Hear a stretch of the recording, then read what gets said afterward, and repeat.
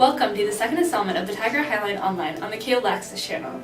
These videos are produced by our broadcast journalism students at CFHS. This week, our videos will primarily be featuring homecoming, Jell-O wrestling, and lastly, some of our podcasts.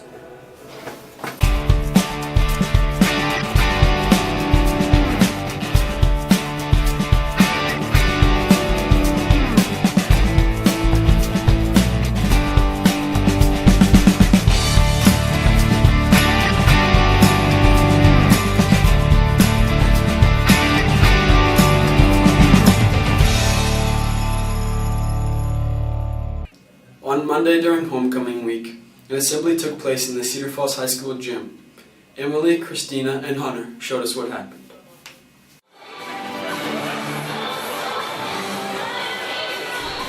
Streamers were twirled, dress-up days were announced, and Homecoming Week 2012 was kicked off Monday, October 1st with an assembly. Student Senate was responsible for organizing the events that started off our week. Junior Allie Harris was in charge of the planning. I was the head person to plan the homecoming assembly this year. We had at least 3 morning meetings, like every Wednesday morning, where we practiced for it, like decided what we wanted to do. Their act, like their skit type thing they did, it required them to like twirl wands, so like we had to like find materials to make wands like that we could find around the school and then take time to make those. And then the week right before it, I was in Mrs. Gardner's office, usually anywhere from 20 minutes to 40 minutes every day, just making sure I had everything straight and that everything was still being kept a secret so everyone could be as surprised as they could be at the assembly. Homecoming court was announced and engaged in many shenanigans on the gym floor as they competed in our CFHS Olympic Games. And Phoenix was one of the candidates. It was very exciting. I completely just had fun down there at the assembly, dancing and shooting a basketball. And I had no idea beforehand. They were telling the story of the assembly and I realized they were talking about me and I started hitting my friends that were sitting next to me, like, guys, that's me! And yeah, the court is a bunch of fabulous people this year. Anyone can win. It's great to be a part of it. With the embarrassing childhood stories and silly Olympic events, many students thought the assembly was a blast for all. I thought it was really fun when they were like all crowded around the judges' table and they like were all dancing like crazy. That was really funny. And like how one person was just outside of it all just like going crazy and then like you could see Mr. Van Cleve just like holding up a 1. That was funny. This has been Emily Peck, Christina Brammer, and Hunter Fowkes with the Tiger Highline Online.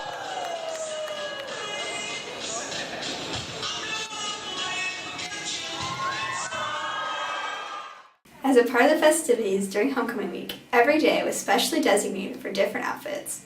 There's quite a variety of choices, as the story by Lisa and Maddie reveals. It was homecoming week at Cedar Falls High School this week, and students and teachers were given the opportunity to dress up and show some school spirit.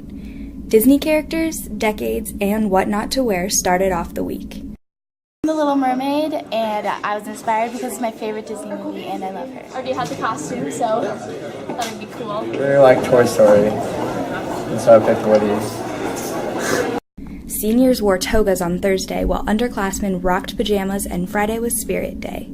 I like them for the most part, but I feel like instead of Disney Day, it should have been like Character Day. I think they're a great idea. I would argue that this year we've had some of the best participation that we've probably had in a long time.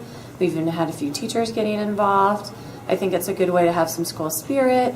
And I've noticed there's a lot of students that have dressed up for the dress-up days that don't necessarily participate in some of the other activities here at CF. So I think it's a good idea, a good tradition, and we should definitely do it in the future.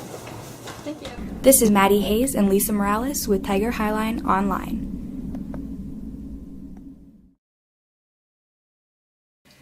The food drive here at Cedar Falls High School kicked off during homecoming week. Here's the story by Luke and Terrell. To start off the food drive, local schools competed to spread awareness for the Northeast Iowa Food Bank. The mission of the Northeast Iowa Food Bank is to provide food and grocery products to nonprofit organizations and individuals in Northeast Iowa while offering hunger education to the community and those in need. The Student Food Drive is a food drive that we've done annually for about 6 years that raises food and awareness for the food bank. It's estimated that we serve about 40,000 different people annually throughout our Northeast Iowa counties that we serve. 10% of them are seniors and 40% of them are kids. So what happens tonight with the skit competition is just a rally session to rally the troops and rally the schools to come forward and get ready to raise food for the next 6 weeks.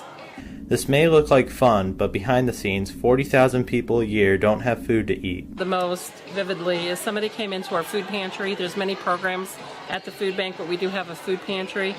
And I was helping, it was at the end of the day, I was helping this family, and it was a mom and a little girl, and they came in and they needed food, and as we were going out the door with the food, I said, oh, by the way, we just got carrots in today. And the smile on that little girl's face was priceless because she was able to have carrots, and she told me that she just loved carrots. So it's those stories and the way you touch people's lives just by giving them carrots, giving them apples, giving them whatever, that really make the difference and make my job easier. This is Luke Krieger and Terrell Christie reporting for the Tiger Highline Online. Some students here at CFHS are choosing a healthy alternative to coffee or pop. Ken and Jacob give us the details. My name is Margarita Meza. I'm a senior and I love tea. I was born in Chile, so tea is kind of a huge thing over there. Tea, first of all, is all natural. It has no calories unless you put sugar in it, but I use sweetener, so it's 0 cal. Sometimes you put milk in it, so if you want some calories, you can add the milk or creamer, but then that's just gross. Tea should always be drank naturally because it is a natural substance. I worked at Cup of Joe for 5 years now, and it's been great. Great to learn a lot about coffee, and great to get to know all of our customers and be part of the community. We have a lot of regulars that come in, and we always have new people checking it out, whether they're from the university or just Cedar Falls. You know, we really focus on having a great product and having really excellent customer service. So there's always a friendly smile. We try to have just a really open environment. Coffee and tea have antioxidants, and you know, they don't have all of that sugar that pops would have, and so yeah, a little bit more natural, I would say. This is Ken, Brady, and Jacob reporting for the Tiger Highline Online. Every year during homecoming week, a local church provides CFHS students with food with a cookout. Here's the story by Michael and Nick. Every homecoming week at Cedar Falls High School, First Christian Church serves food to the students. We do this because we want to be a good neighbor to the high school. And our parking lot and our church is right across the street from the high school, and we just like to be a good neighbor and thought it was a good thing to do. And I think we started it about, 10, 12 years ago. It's been a fun thing to do every year. It's great.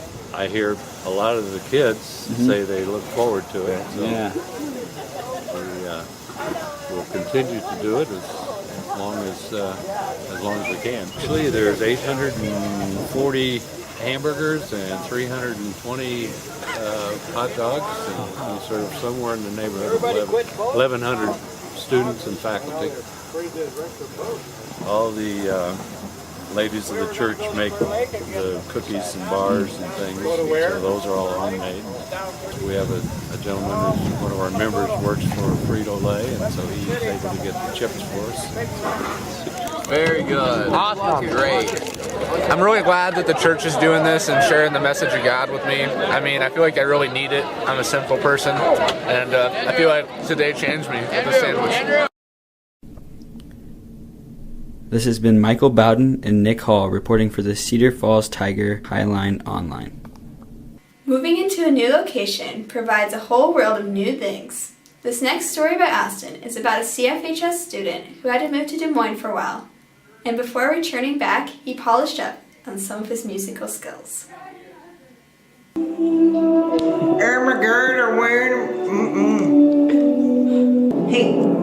Daryl, I'm Dale Swallow. This is Kyler Boss. This is Kyler Boss.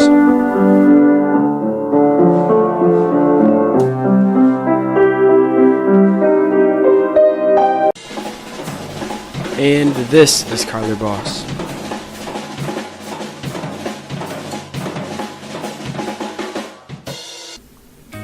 And this is his story.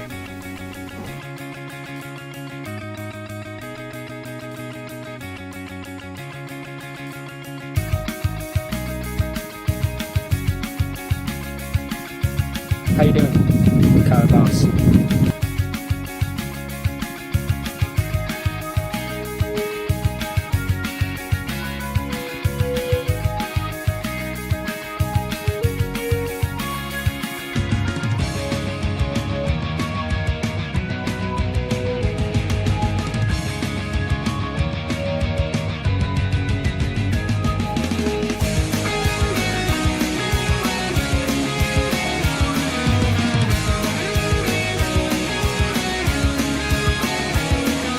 It all started when my parents got a divorce and my mom, my sister and I moved to Des Moines. At first, I really liked it, but then I started to realize that it wasn't my home and that I miss Cedar Falls.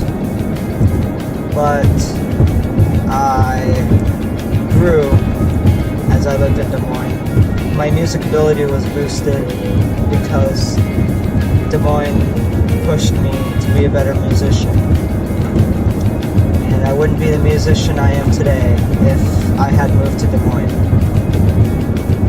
And now that I decided to move back to Cedar Falls, I have everything that I've ever wanted.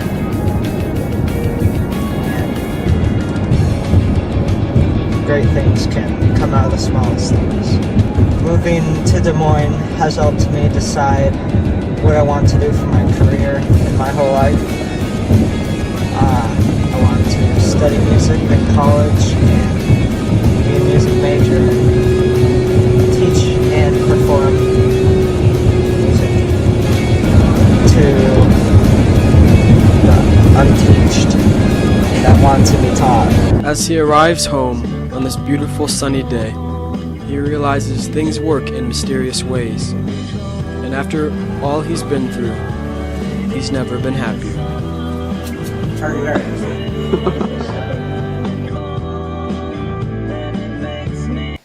In a result of a news story by KWWL covering the Jell-O wrestling video, many students at Cedar Falls were outraged at the way the story was portrayed. The story by Olivia and Bennett get down to the bottom of the situation. Thursday evening, after an emotional coronation ceremony, homecoming continues with the excitement with another annual tradition, the Jell-O wrestling at Birdsall Park. A video of the event was put up that Sunday morning, and by Tuesday, there were overwhelming reactions from teachers, students, parents, and other members of the community. That night, KWL released a story about Jell-O wrestling, which they originally messed up by giving incorrect information, saying there were no cops and administration was clueless on the event. New at 6, it is not your typical high school homecoming celebration in Cedar Falls, and now Jell-O wrestling has gone viral. This sent students into a social media blitz, sending Twitter, Facebook, and email posts directed negatively towards KWL. Later, KWL updated their stories, but the next day the halls of Cedar Falls High School were consumed with opinions. 3 students traveled to KWL the next morning to give a student's point of view. Senior Hunter Bell was among these students. I was kind of upset with how they posted the video, and they kind of made us out to be criminals, I felt like. And I went into KWWL today and spoke with them, and they're going to put us on the 12 o'clock news. Well, they compared Jell-O wrestling to cockfighting, which I thought was really kind of unfair, and they said that it's like just sitting in a ring and fighting, which the chickens don't really have a choice to go down. The girls did. They said it was really degrading to women, which I mean it kind of was in a sense, but once again they chose to go down. Many of the participants were upset because they were unaware that their involvement would be put on the news. Senior participant Abby Whelan shares her views. The news story last night was okay, but I feel like it was really bad of KWWL to put it on because there's a lot more important stuff going on than people Jell-O wrestling. It could have been handled by the school or other things, and it should have been broadcasted all over because some people don't want that on the news for parents to see and other stuff like that. Reaction from staff and administrators also shared strong opinions. I was just very disappointed that girls would participate in that, especially that guys arrange it and then girls take advantage of that. I just think it's very demeaning to girls that, I grew up in a day when women got paid differently from men, and we fought really hard for equal rights, and that it just seems like that just sets us back. That I'm just disappointed that girls don't think more of themselves than that. Oh, it's totally sensationalized, but regardless of that, I think the people that posted it on YouTube wanted it to be sensationalized and wanted everybody to see it, and I think you get what you pay for, and so they got all the attention that they wanted. Unfortunately, it makes our school look really bad, and yet some people think that, like, oh, that'll be great for our school. Not so much. I guess I'm most surprised at the community's reaction to it. From the things that I've seen and read, whether it's on comments or interviews, generally speaking, people are split down the middle. There's a number of people who think, hey, shut up, it's not your problem, stay out of it, we'll do what we want to do. Parents, students, community members having that feeling. And then obviously the other side of they're appalled, they're disappointed, they're shocked, they're dismayed. I didn't think, from my own personal perspective, it would be as split as it is. So that's a little bit surprising. I think our next steps are to try to continue to do a good job of informing the community, informing parents and students about what our expectations are and aren't, what some of the ramifications are. It generally hasn't spilled over into the school. You're able to take control of a situation off campus when there's what they call legally a nexus or a connection. So if kids were signing up for the event at school and they were promoting it and handing out flyers, we would have the authority to kind of jump in the middle of that mess. Generally speaking, it's been very quiet and not widely publicized here. It's not been promoted here necessarily. Certainly not in an official capacity by students. I'm sure there was conversations and texts and emails and that type of thing. But I think our role is to try to encourage kids to think. We had a small promotion that we're rolling out, sponsored by Jostens. Think before you post. Whether it's Twitter or Facebook or something on YouTube. Some of the names and faces that appeared on that are fairly prominent figures in our building, students in our building, and the ramifications it has for them, for community scholarships that character is always a part of. Athlete of the Year, different awards, departmental students of the year, and some kids may not care about that, but it does impact the counselor's ability to support a student who's asking for a recommendation. It's kind of a sad and disappointing situation, but at the same time, it's not life and death. There's certainly a lot more serious issues out there. This is something we need to work to improve on, but thankfully we're not talking about some other tragedies. The video has now been removed from YouTube because of the controversy. One of the video editors speaks about the video. I just thought it was stupid that it made the news. I mean, it wasn't a school event, we didn't do anything wrong, so I just thought it was just going to be for fun. No, I didn't think it was going to be like a big deal. It was just for the students who were there and just wanted to rewatch it, and it was just for fun, and I didn't mean to hurt anyone or anything, so I just thought it would be fine. This has been Bennett Ford and Olivia Borsay reporting for the Tiger Highline Online.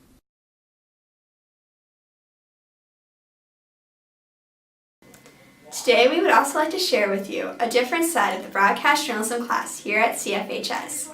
On the side from just news stories, we also create a bi-weekly podcast. These podcasts range in topics, and there's almost something for everyone. The first podcast we will be sharing with you today is LT Shorts by Luke and Terrell. In their podcast, they produce humorous skits. The one we will be sharing with you today is about what happens when an individual gives in to an infestation of bugs.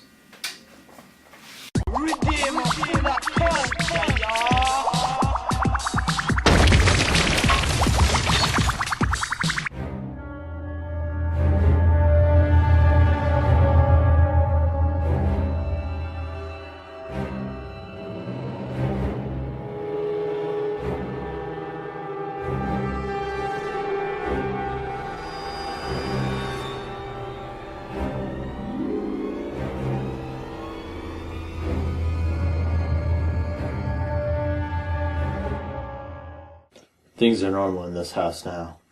But before, I found things.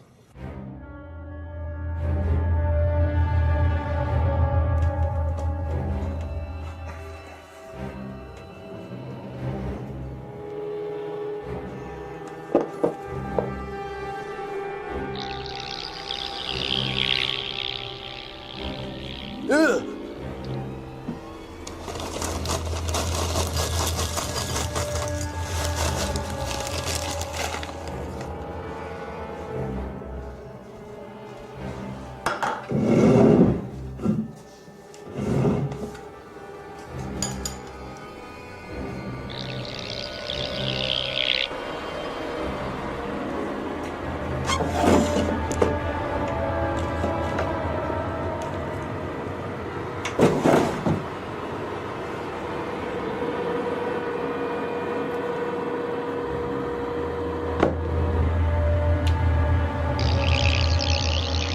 I tried everything.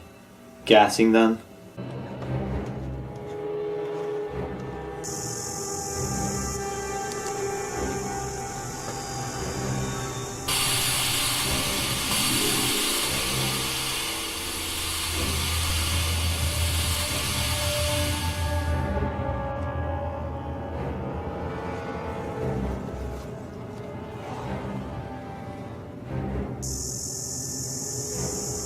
Even physically fighting them.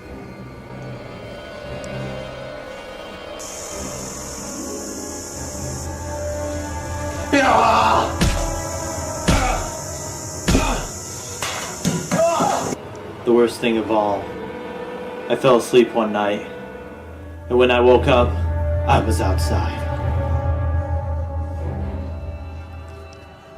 What? And that's when I realized. Can't beat them. Join them.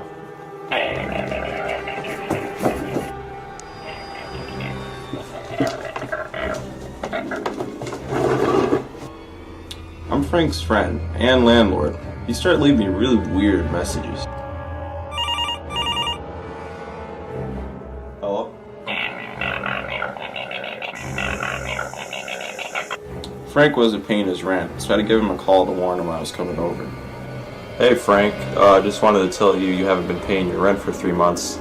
So if you don't pay up, I'm gonna have to evict you.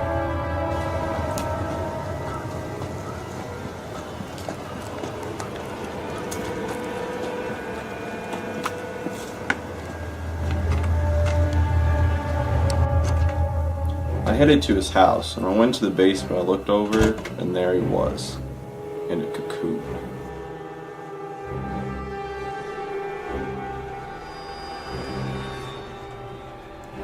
Oh my god.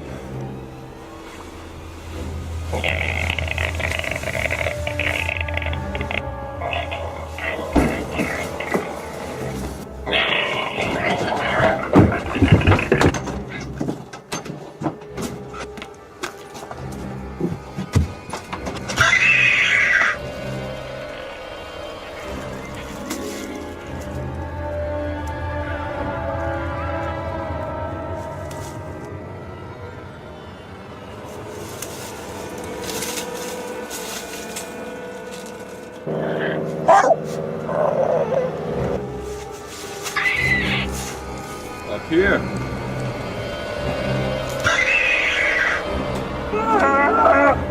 I changed him that day. I'm a changed man now. But back then, that was the lowest point in my life. I'm glad it's over now.